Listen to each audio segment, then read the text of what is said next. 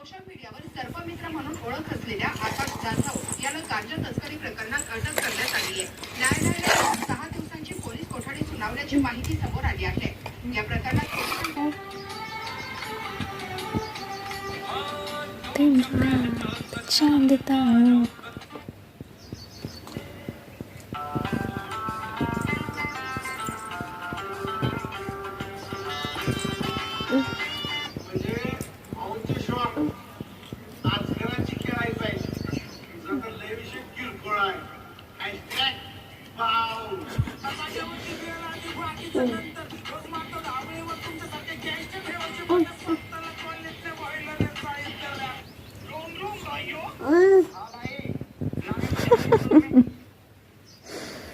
तू खा रियांश, आता तू खा बाळा, तू खा. तिच्या तोंडात आहे बाळा, तू खा.